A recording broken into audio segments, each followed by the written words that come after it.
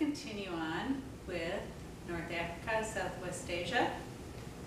So we've already said that we can use Islam as the most prevalent influence, cultural influence. The Muslim cultural influence here is strongest of the three one God religions. Again, the three one God religions here all came out of the same root. So first we had Judaism, and out of Judaism arose Christianity. Year zero on the calendar that's used today in a lot of places. A different calendar is used for Muslim people in many places, and some of the holy holidays are based upon that calendar. We'll get a little more into that when we start talking about Muslim culture and also Islam. We do have, then after Christianity, Islam arose out of that. And so, of course, the birthplace of Islam is Saudi Arabia. And in the city of Mecca, Muslim culture spread from Saudi Arabia outward. I can talk a little bit about the history of this wonderful place. I wish I had a lot of time to talk about history, but we'll just go over the brief points of it. I'm not very good at dates, so I'll do my best with the dates. Mostly I liken to time periods. So really, we had the Egyptian civilization, this hydraulic civilization here, and also another hydraulic civilization here, Mesopotamia. So there were first the Persian society, civilization flowered, and then there were also the Greeks, the Romans, and after the Romans, Europeans, Russians, and the United States. So many, many different influences in this place. And the Ottoman civilization was in flower, height of power from 15th century to early 20th century, when in World War I, the Europeans had seized the Ottoman lands, and many of those places had borders put on them at that time, which there weren't borders before that in those lands. There were many different peoples, many different languages and cultures, and a lot of problems originated out of placing artificial borders on places that didn't have them before. For instance, the empty quarters, desert lands in Saudi Arabia, there are now borders, and there really aren't any signs or anything that, and still peoples cross and move all around. Difference in culture between the nomadic peoples of the north and the more sedentary farming peoples of the south. And of course, Islam is mostly prevalent in North Africa. There's a transition zone here, the Sahara Desert, and then this transition zone marks an area of the more nomadic peoples, mostly Muslim, of the north, Bedouin tribal peoples.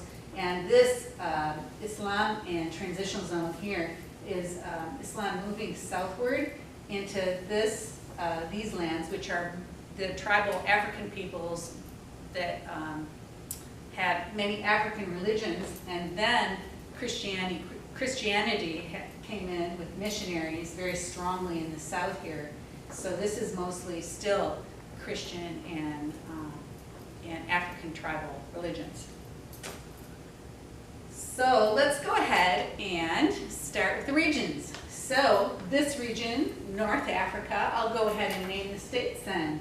So we have Morocco, Algeria, Libya, and Egypt in this top row. And then we have in this row, this again being, these are more transitional zone states at the southern border of the Sahara Desert. Western Sahara, Mauritania, Mali, Niger, Chad, and Sudan. Now you can tell the dating of this map because I don't know if you can really see the borders very well here, but this is Sudan, and now there is South Sudan in Sudan. Here is the Arabian Peninsula. Saudi Arabia, of course, being the center, flowering point of Islam. Then Yemen, Oman, UAE, or United Arab Emirates. There's a little tip of Oman here at the choke point between the Gulf of Oman and the Persian Gulf. There is Qatar, which is a thumb-like peninsula here sticking out into the Gulf. And there was also just north up the coast and to the west is the island state of Bahrain and Qatar up here in the north. Next we have what is known as the Middle East. These states would be Israel, and then east of Israel, across the Jordan is Jordan, and the West Bank.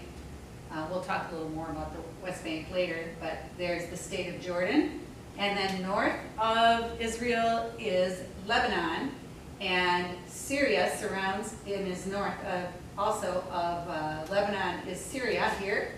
Then we have Iraq, and that is what is known as the Middle East. Then there are the empire states, which would be Turkey, from which the Ottoman Empire originated, and we have Iran here across the Gulf from Saudi Arabia. Both are very mountainous and have a stateless people called the Kurds, and Iran, of course, being the origination point of the Persian Empire. So let's talk, let's continue here.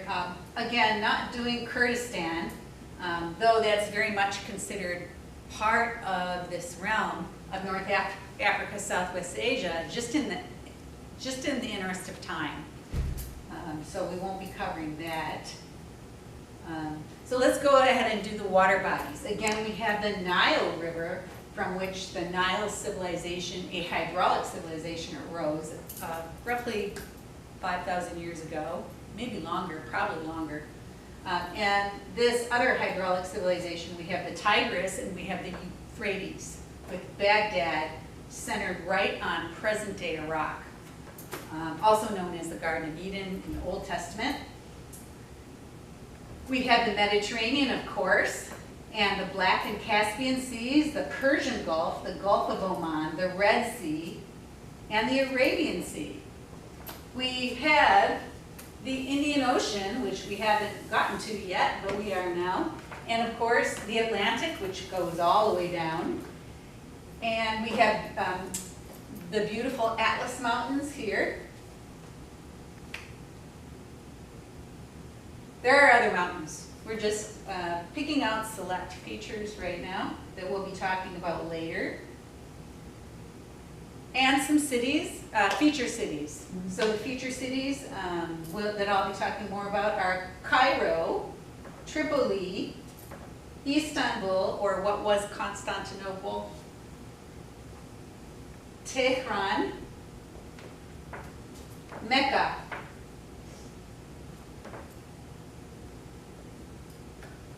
and Jerusalem.